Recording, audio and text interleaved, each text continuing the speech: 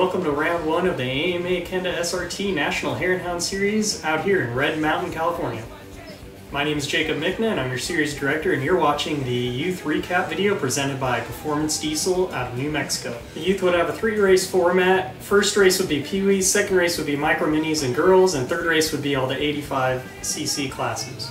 Desert Motorcycle Club put together an awesome course for the youth with 3 different loops, one for Pee-wee, one for Micro Mini, and one for 85. And David Camo and Cody Kurtz were able to pre-run the youth course to check it out and to be able to have the club make some changes so the course was consistent amongst all the other nationals in this series. The Pee-wees will be racing for half an hour and we'll try to get in as many laps as possible within that half hour based on the leader. After opening ceremonies, the banner will drop for round 1, race 1, Pee-wees. Gary Blue was able to get a good jump on the start, however it wasn't good enough because Waylon Hound was able to come in first through the first lap. So laps 2 and 3, Grady remained in first place while Waylon was in second.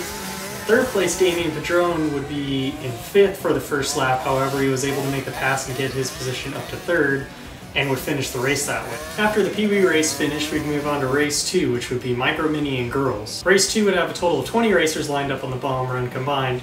After the banner dropped, everyone got started, and Jet Lessing was able to be the first one coming into the finish line for lap 1. And he remained in first all the way through the remaining 4 laps. Brennan Watson had a different story. He had to fight his way from 4th up to 2nd place, passing Colton Bowe on the way. Colton Bowe then moved back into 3rd place and remained that way all the way to the finish line. So your finishing order is 1st place, Jet Lessing, 2nd place, Brennan Watson, and then 3rd place, Colton Bowe.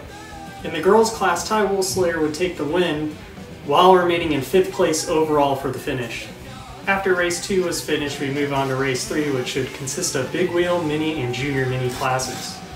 After the banner dropped, all 32 racers would take off down the bomb run all the way to the top of the hill, just like the big bikes on the next day.